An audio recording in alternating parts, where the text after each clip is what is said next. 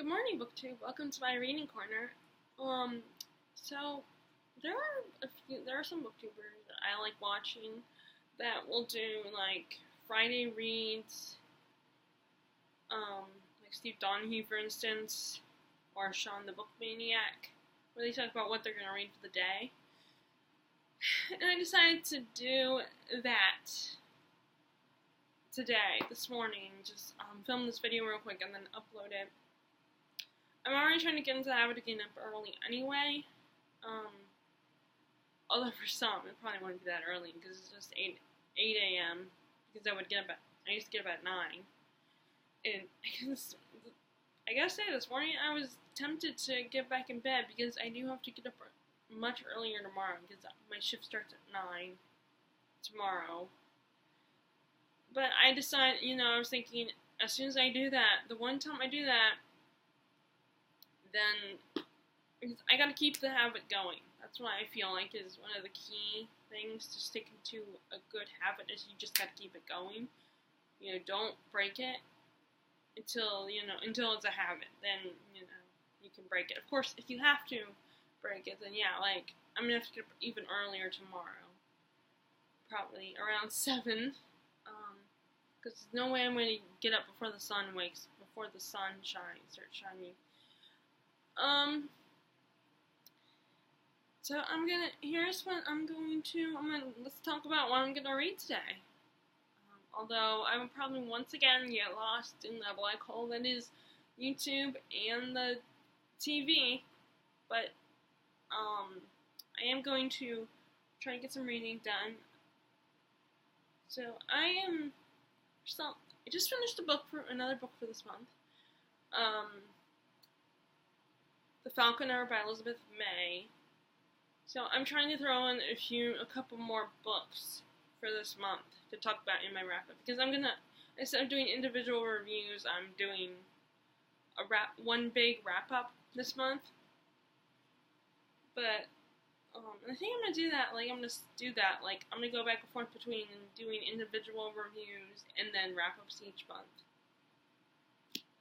So, maybe in March I'll do individual reviews. So, I'm going to go ahead and I'm still trying to finish this book because, as you can see, I am really close. It's just the problem with this book is the chapters are really long, and it's not all, and again, it's not fantasy, so it's not always, exciting or thrilling all the time. But this is more of a literary work about this young woman, Greer, who, thanks to her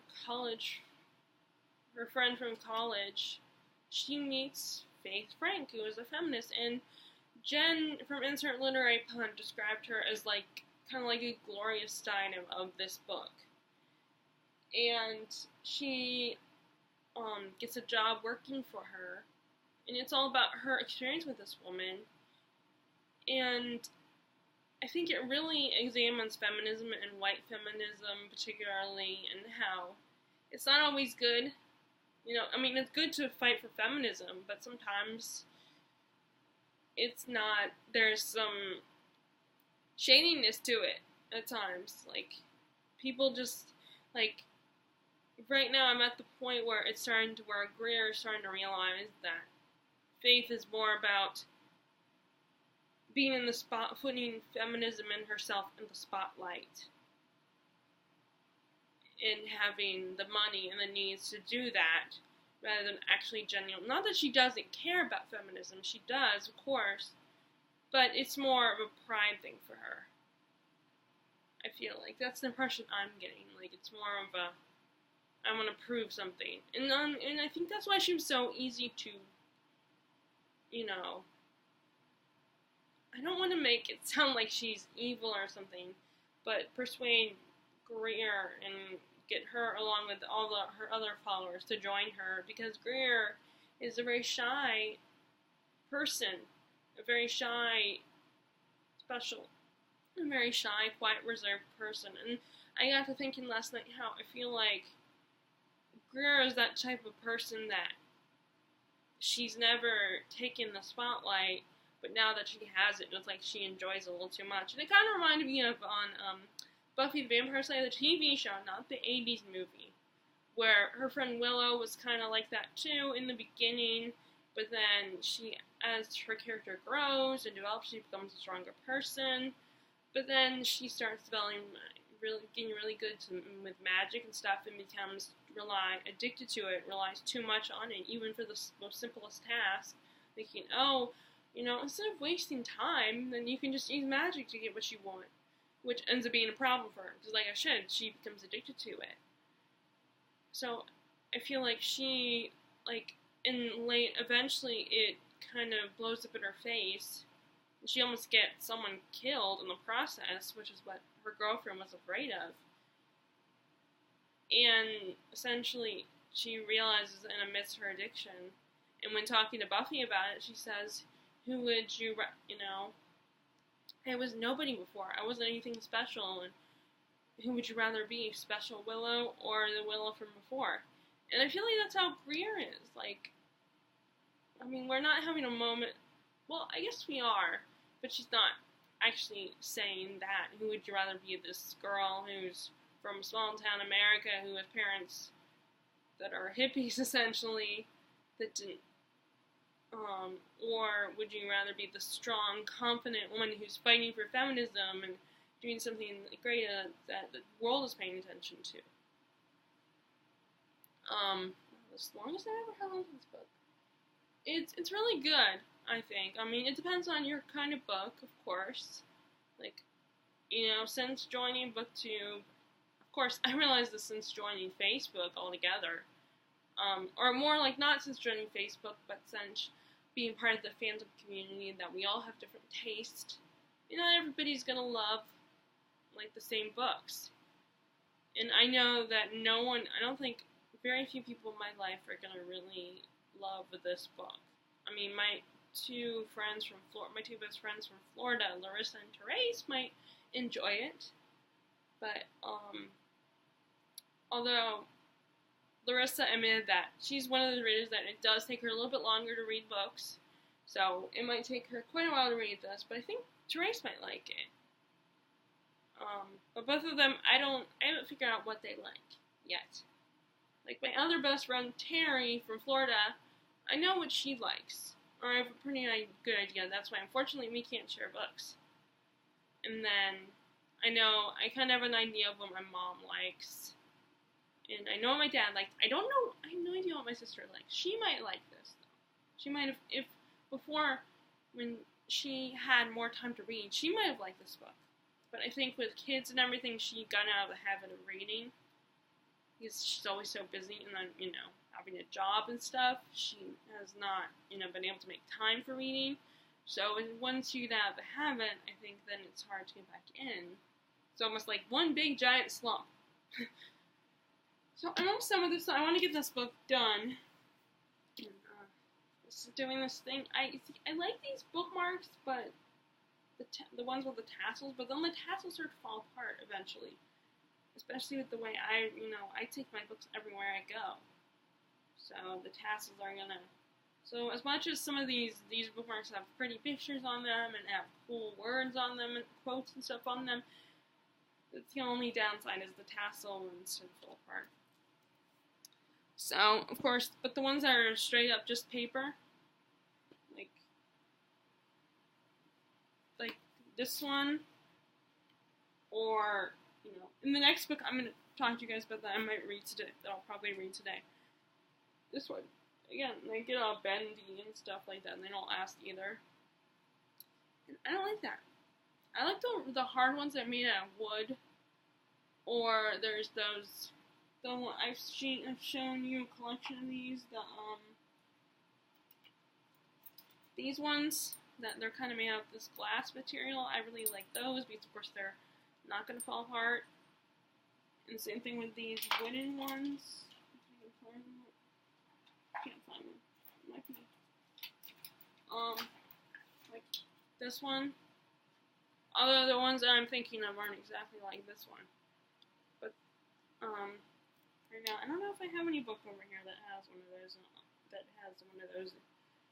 It has one of those in the book. And I also like these magnetic ones. If you could see. Because although the problem with these ones is if you get the smaller ones, then you can't hold as many pages within it, because then it loses its magnetic strength if you have a whole bunch of pages in between the magnets. Unless it's a bigger one. Like, I have some big ones that have, like, the, Song of Ice and Fire characters on them. Not drawings or anything, but, the actors from the show. Get that in there. Yes. I don't know why this one's in here. This one should be in here. Get in there. So this, I am currently reading this book. This is the 4th book in the series, the Dragon Rider Chronicles. And this one, I didn't get this one at the store. I got this one at one of my first visit to SuperCon in North Carolina, which I did not realize that last year when we went to SuperCon, that was its 2nd convention, and we actually went to the very first convention. So that was really cool. And we're not going this year, though, because we're going on a cruise this year. And my mom said I can invite my friend that I go to conventions with, Terry from Florida, on the cruise with us. So that's going to be fun, and that's really expensive, so we can't really do both. She definitely can't afford to do both, because I know that she works at Walmart, and of course they don't pay that well, and I work in a grocery store, so yeah, my parents could probably help me, but, so we're not going this year, which is cool, because we're doing something with my family, spending time, and we're going on a cruise, we may not, so which is really fun. It's just, my only thing is that I'm not a big beach person, and I panic just getting in the water, unless it's the pool. So that's my only concern. Well, I have other concerns, but I'm going to look at this positively, because I get to spend time with my family, I can invite my friend, one of my friends, so it's going to be fun, yeah. But anyway, let's talk back to the books. So I can't really say much about this one, but I figured I wanted to read this one because, it's not going to take as long. So far, all 4 of these books I've gone through really quickly, even the most chunky one, which is, I want to say, I think Trader or Avion might have been the most chunky one. That's the 2nd one. But some of the plot, I know people don't like this. I don't like it either. But it does kind of have aspects similar to the inheritance cycle in Harry Potter. Although the part of it that's similar to Harry Potter, you could say it's similar to all the other stories that have this element as well, because it's actually starting to become becoming a popular trope. But it has tropes similar to those series. And that is, it's, as you can tell by the cover, it's a dragon, about a boy who becomes a dragon rider, and he goes to a boarding school to learn how to be a dragon rider.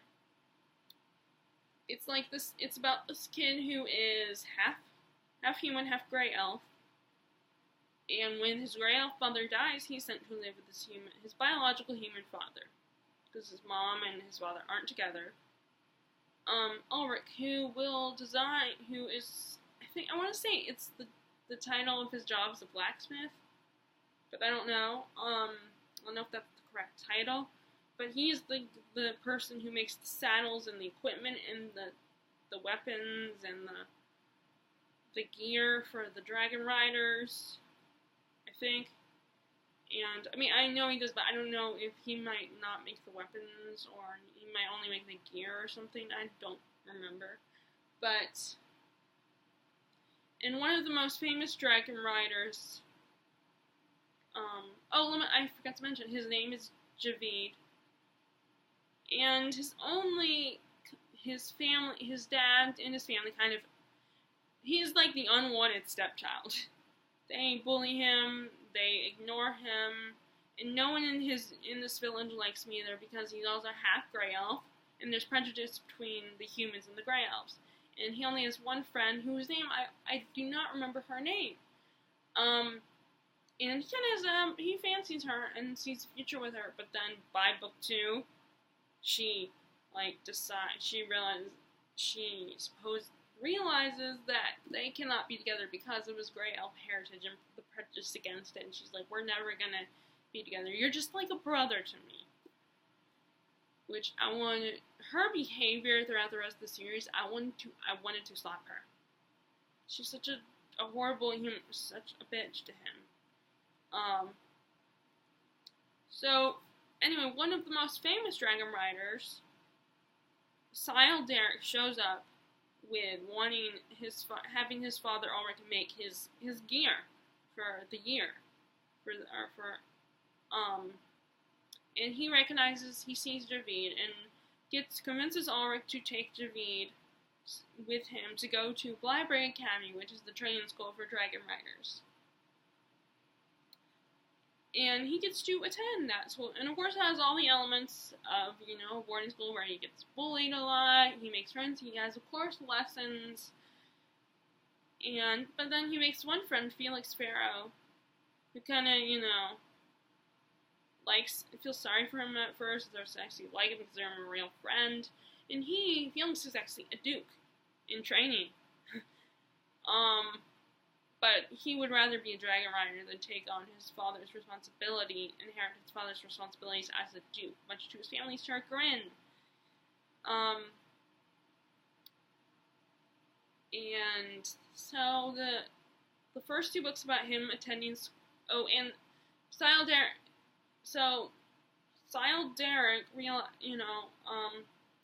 I'm already going bad.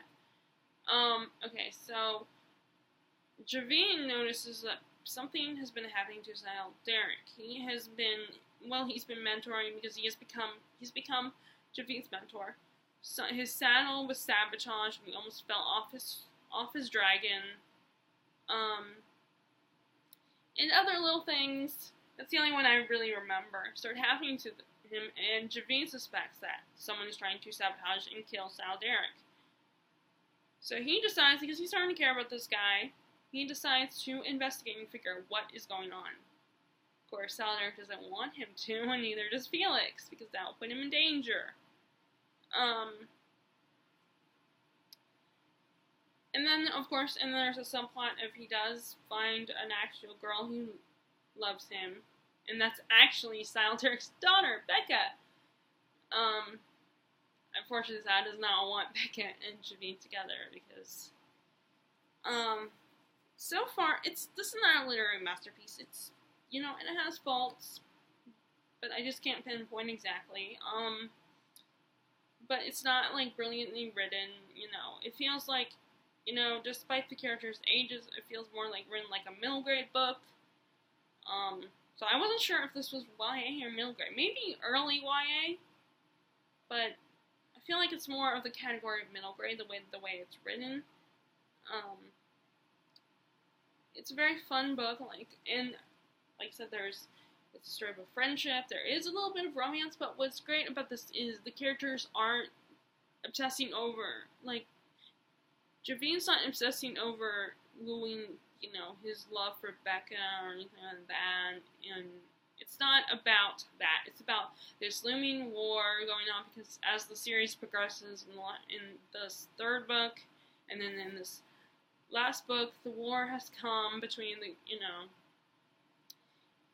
and so it's in him, he's trying to be a dragon rider, and even Becca herself wants to be a dragon rider, but of course in this world, girls can't be dragon riders, and if she tried to be one, they would be, because she does eventually try to actually becomes one, if they found out, she would be punished, and she has to hide that she's a girl, so they have a little bit of that. And, of course, the book looks at prejudice in a very fun, interesting way, with the whole prejudice between the Grey Elves and the humans. That's why I like fantasy that kind of looks at those kind of social issues, because they do it in a fun, interesting way. Because, I'm aware of these social issues, but I don't want it to be, all in my face. I'd rather have it in a fantasy story, and I just realized I feel like this is becoming like a wrap-up. But it's not a wrap-up. So but I really can't say a lot about this. Anyway, I did start it, read the first 4 chapters, and what's cool about this book is we actually get a different perspective in this book and I like it when authors do that, when an author chooses to put a book in, like, first person, and no, it doesn't have to be in actually starting with, I did this, I did that. I don't mean, like, first person as in it's written in first person. I mean, well, actually it is, but, I mean as in, like, because I think sometimes there are some books that are from first person perspective, but they're not written in first person point of view. Which, granted, but these are. But anyway, when a book does that, I like that. I like when a book goes into first person. I mean, when it's in first person, I like when we go to a different point of view later on in the series. Because as long as it's done well, of course. Because, like, I mean, I've never read this series, but I know in Allegiant, the last book in the Divergent series, I don't know if that's what the whole series is called, but in Allegiant, I know that there was a different perspective, but a lot of people's criticism about that is it felt like the two perspectives were no different from each other. Like, their voices were very similar. So I think it's very hard to differentiate characters, especially if the characters are similar in a little bit in some ways. So, I don't know yet. I mean, it feels like, yeah, she's doing a good job with that, but this is a really cool, really fun series. I would recommend it to your 12, 13-year-old. I think they would like it. And I'm actually saving these for when Harrison and Daniel, my nephews, get a little bit older, much older, like preteen years. Although, I mean, people will read The Hobbit. People have read The Hobbit to their little kids before. And I've actually wanted to go with that cliche and do that one day. Read The Hobbit to them. But I think I still have to wait a few more years. Because they're still a little young. Still toddlers. Well, one of them is a baby and one of them is a toddler. So I want to put a dent in this, another little bit of a dent. I mean, I've read a good chunk. But I'm reading it slowly in that Stephen King's The Stand. This is one of his longest books, although my edition of it is much longer than this book. But these kind of books, they take me like a whole year, and I might eventually have to just go ahead and, because I don't want to necessarily bring this on the cruise. I want to bring a different Stephen King book with me on the cruise if I bring a Stephen King book. But that's one of my goals, is to try to read a whole bunch of books that have been on my shelf for a while before June. Or at least before the week of the cruise. I want to get a whole bunch of books done so that, because it will be, of course I'm going to bring books with me. Not that I'll have a lot of time for reading, because like I said, my parents are letting me bring my friend. And then, of course, with cruises, there's so many activities going on, not just when you get to the places you're going to stop, but also, there's a lot of stuff to do on the ship itself. Like, there's going to be, shows and stuff like that. There's, there's a pool, of course. Unfortunately, the pool is full of salt water, which kind of sucks. Especially if you accidentally swallow it. Because sometimes, I'm underwater and I don't keep my mouth closed and I end up opening it and then I'm swallowing a little bit of salt water. I hate it. And then, sometimes they'll have, competitions and games and stuff. Like, I remember our last Carnival cruises, there was things like, they would throw silverware into the pool and you had to dive in and get it. There was a chest hair competition, which is really funny. I mean, they had, these old ladies having to feel up the men with all the chest hair.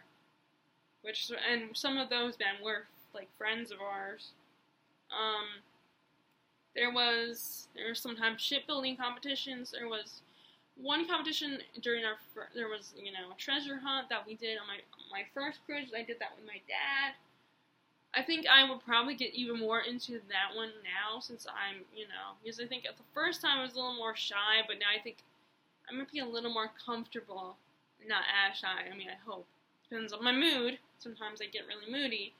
And then they also had the whole, and then our first cruise, we also had that one competition where they told us that on one of the islands was this little mechanical frog, and they said to buy it, and then you were supposed to decorate it.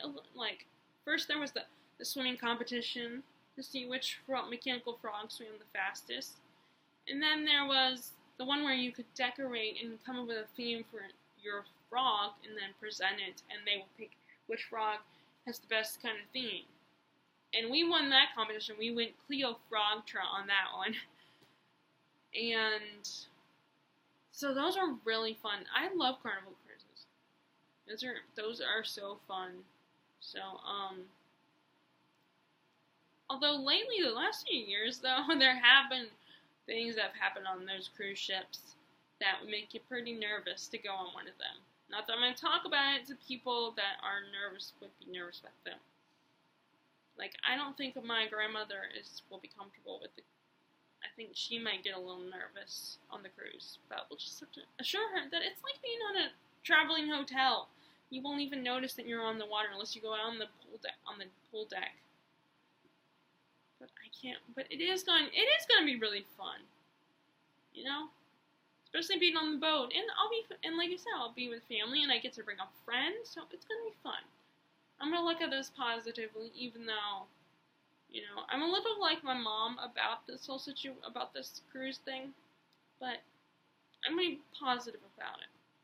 Okay, so anyway, so I want to get a little bit further, understand. I am on book 2 when I read the first chapter 42 or 43 of the book 2, where we were with Nick Andros, and he runs into this guy, Tom Cullen, who he has the intelligence capacity of a child, like a 5-year-old. That's the best they can come up without using the R word. And they decide to travel together because Nick feels like he can't leave the guy by himself, and at least this guy can talk, And of course, Nick is desperate for companionship, I think. And he's a sweet guy. Tom is very sweet. And then they run into this woman, Julie Lowry. And unfortunately, that does not go well. She's someone who likes to live in a fantasy world, which is, I guess, her way of coping with the situation. And from Nick's observations of her, I feel like she's very selfish and likes to mess around a little too much. And I don't mean sexually, but although I'm sure she would be that way too. And when Nick tries to give Tom some medicine because he kind of ate a little too much food and got really sick, so Nick was trying to help him by giving him medicine so we wouldn't keep throwing up. And of course, Julie, as soon as she meets Tom, she's like, "Don't take the medicine, it's poison." And that just, and all of a sudden, because of the fact that Tom is not very intelligent, he actually believes her and starts freaking out and panicking. And is like, "Nick, don't give me the medicine. It's poison. I don't want to die."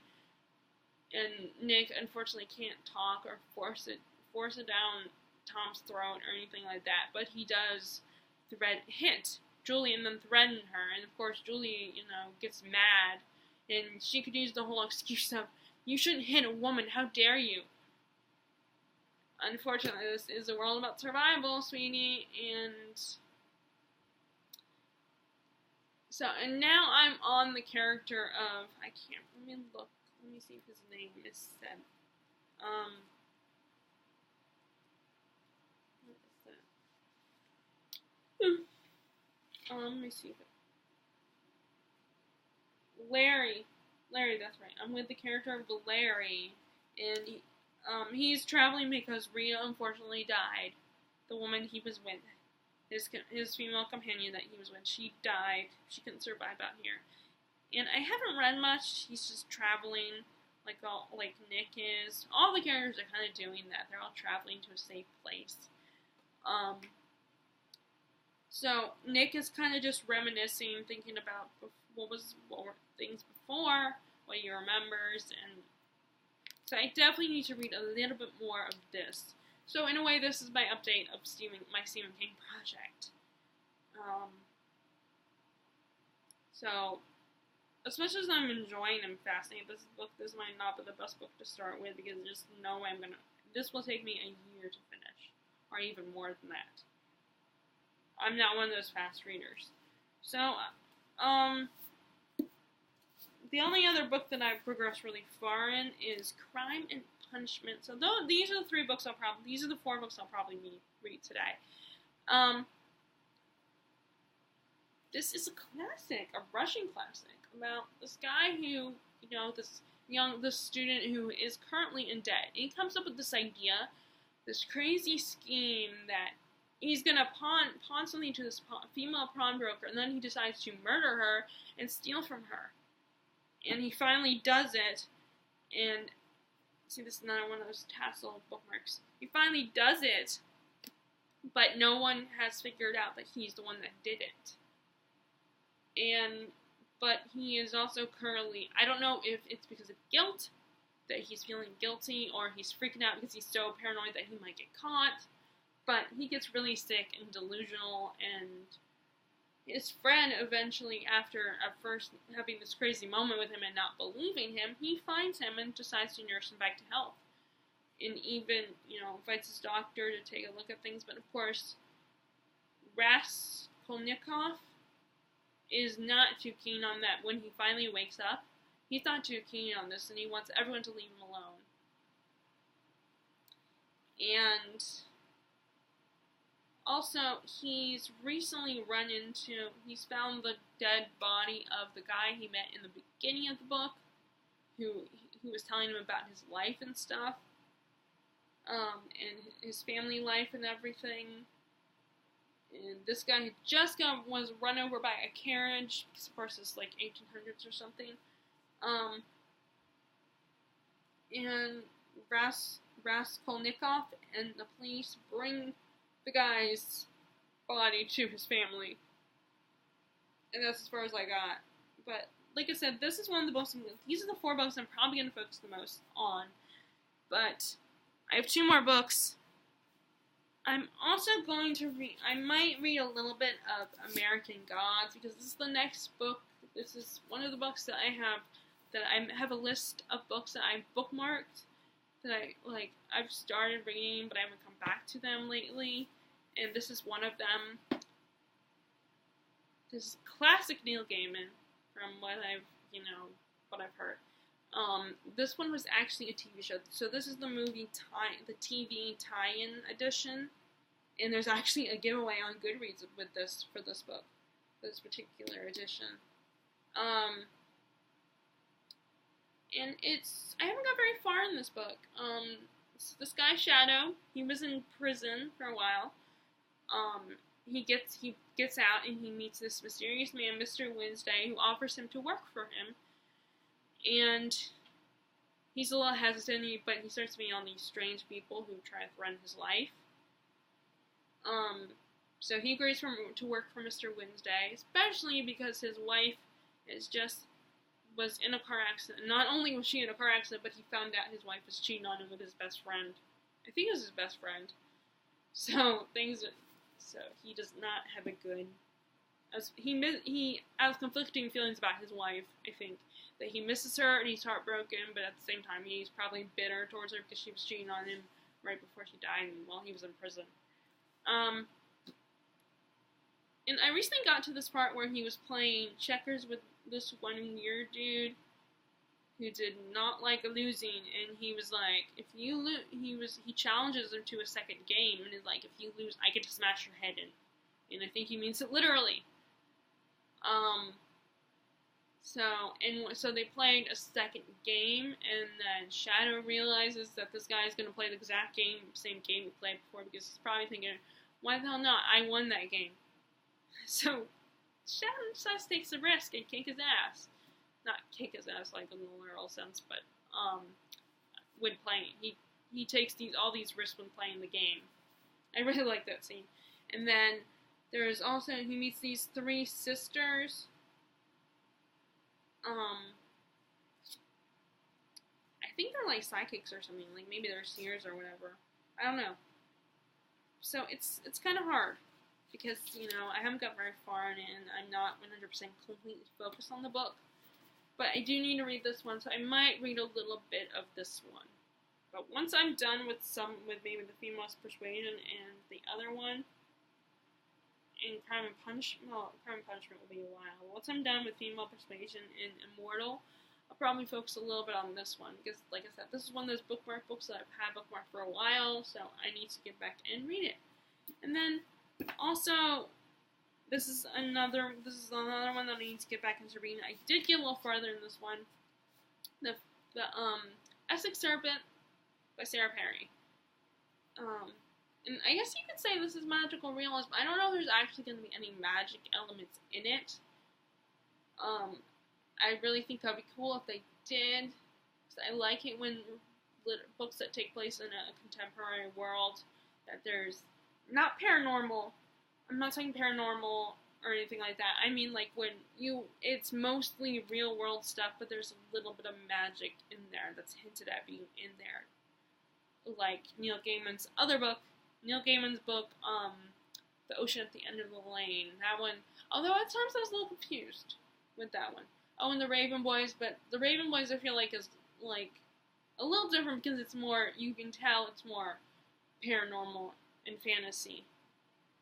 But when a book's more real world, more contemporary, or historical, but there's, like, this one, for instance, and there's a little bit of fantasy in there.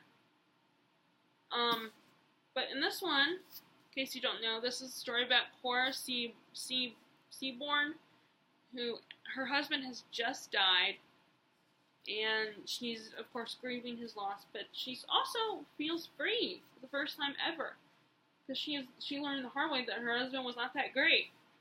So she and her son run away to this small coastal town in England, where there's a rumor about this mysterious Essex serpent. And that the people of this town believe that this Essex serpent is the one that's killing and eating all these people. But the vicar of the town, Will, does not want them to start believing it, because he thinks that if they believe in superstitions and stuff like that, they'll turn away from God. And while Cora, on the other hand, looks, and this is from the back description, looks at it as a science thing. Like, she's fascinated by this and looks at and thinks it's like some undiscovered dinosaur-like species. So far, first I love this cover. I love the cover when like the title and some of the images on the cover stick out. And I'm one of those people who loves the gilded edges because it makes it look like an old book. Of course, I can understand the people's issues with it. Like, it does also make it look like the book, it's hard to turn the pages, and it makes it look like the book is a little torn. But, so far, Cora and her son have got into the little town, and we met the vicar and his family, his kids, and I thought that he would be the love interest, but he's married in the book. Of course, it could turn to an affair kind of situation, which I hope is not the case. But I'll be cool. If it's not romance, I'm not gonna be disappointed or anything.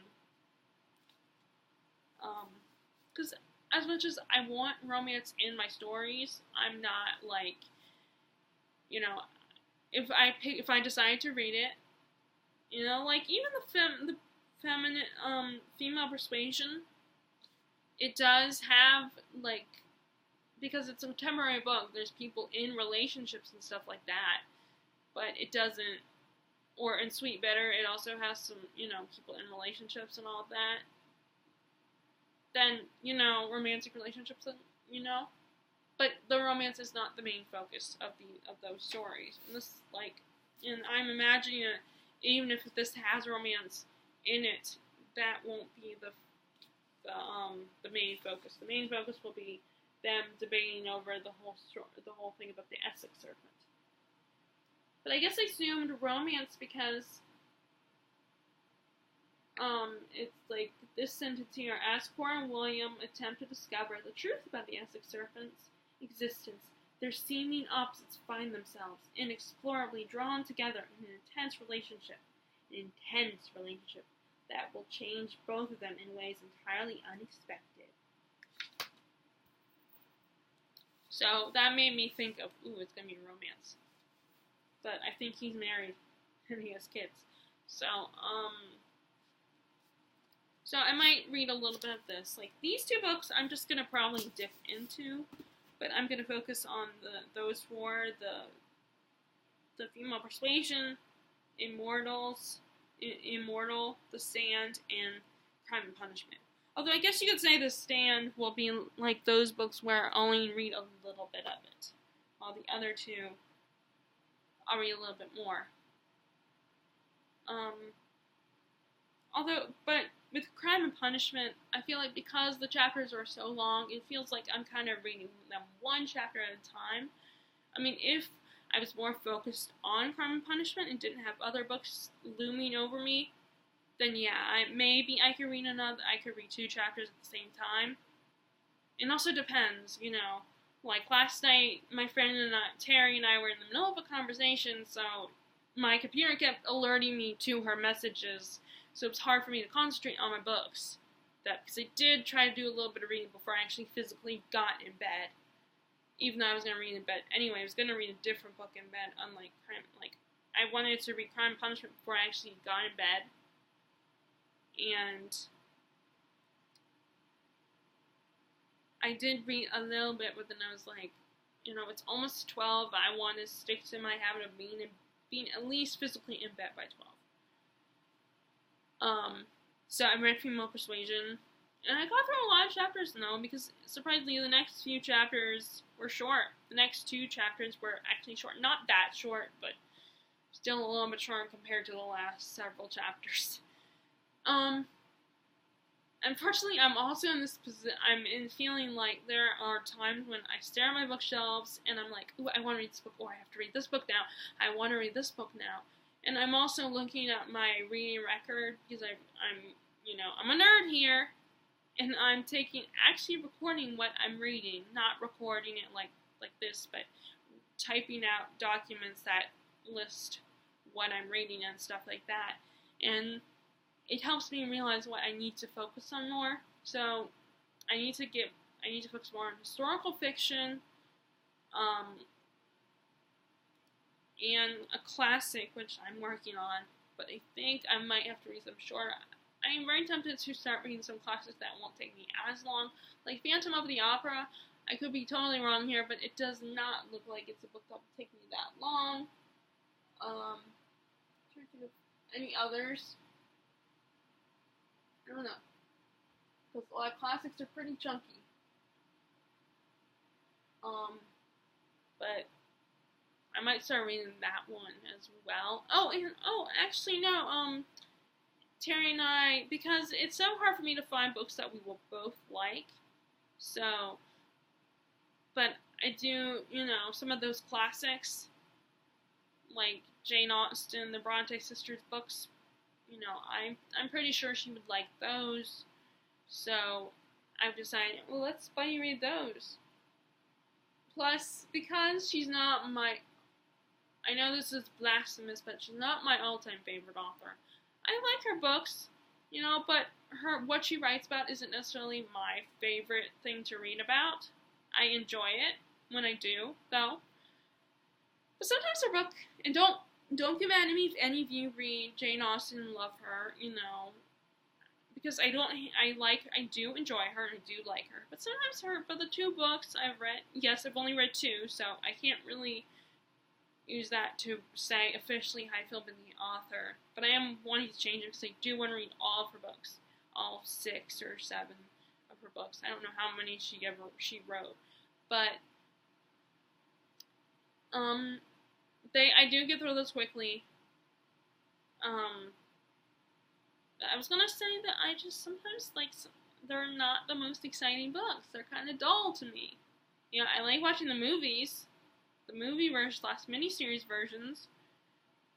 But we're going to read Persuasion, which is, you know, which is so funny because